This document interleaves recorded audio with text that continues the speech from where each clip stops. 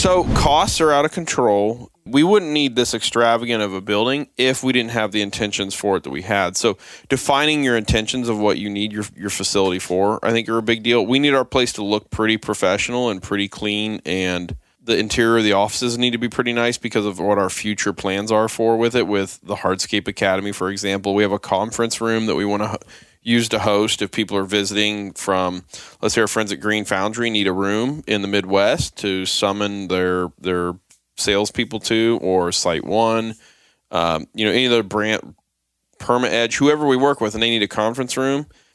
We'll have a media room and media room for podcasting and audio. But and we video. had to make It's everything make it to where we could shoot good training videos in there, because then we'll actually be able to shoot training videos all winter long. Yep. When you get this place up, folks, you wait till you see all the training videos we put together on everything. It's going to be amazing.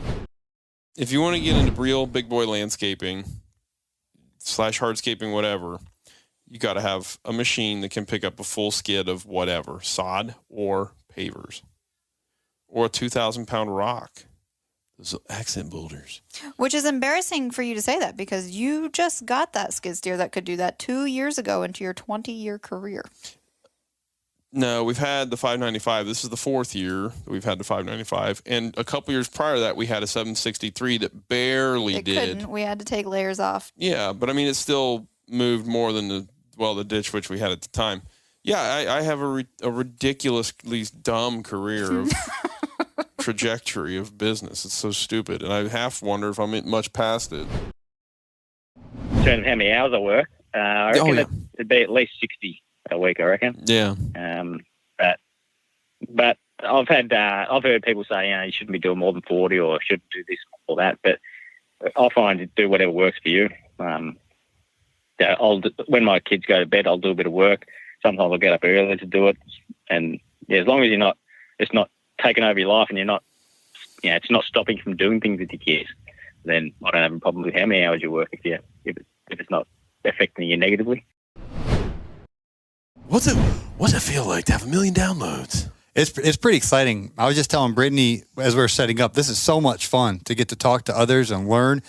I've had you on the show, Caleb, and your buddies Andy Mulder, Josh Sutton, so many, Mike Plutz, even from your industry. I'm just constantly learning about business. I was just talking to Nick this morning. And so as a podcast host, you have to pay, $400 an hour to have a one-on-one coaching call with Andy Mulder. But when you get to have him on the podcast, it's like, you kind of get them on for free, and I'm just asking questions and learning. But then everyone who listens get to learn as well. So it's been a blessing. It couldn't have gone any better. It's been just a lot of fun. One of my very first customers, first year, said, "Nick, do you realize how much money I saved because of that tool basket?" And he sat down with me and explained to me, well, 30 minutes in the morning loading tools. Tools never get lost because they have a home, they have a place to go.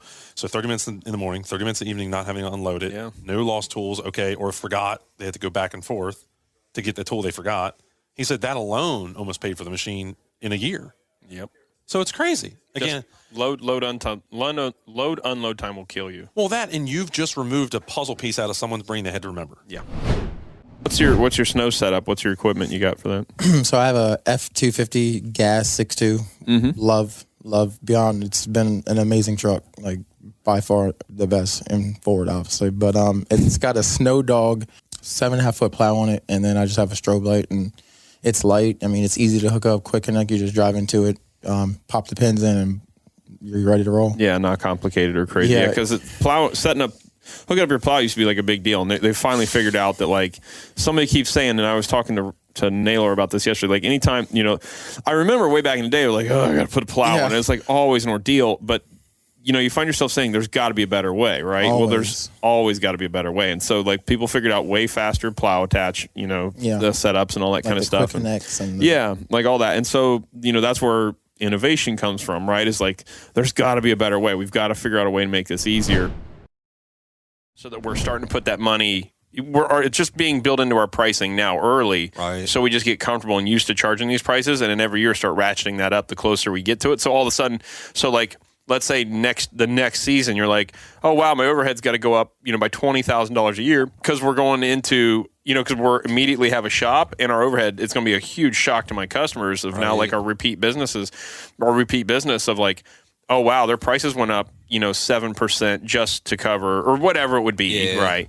So just I would encourage you to begin to start build that stuff into your overhead slowly as you anticipate growth, so that it's not a shock to the system of like your pricing for your repeat clients. Like, your clients that are new, they're not going to notice, they're not going to know, right, that your pricing is 11% higher than it was last year because of that. And also keeping inflation in mind too. That's going to throw things through the roof. But yeah, I would just slowly begin building in budgetary items like that.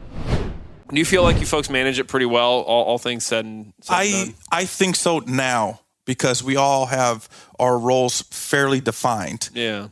My dad is really stepping out of the field and is only doing that office side of things. I like to have full control from the office door out, meaning our shop, our yard, like all the material, our trucks, what goes on jobs, like how we're doing things.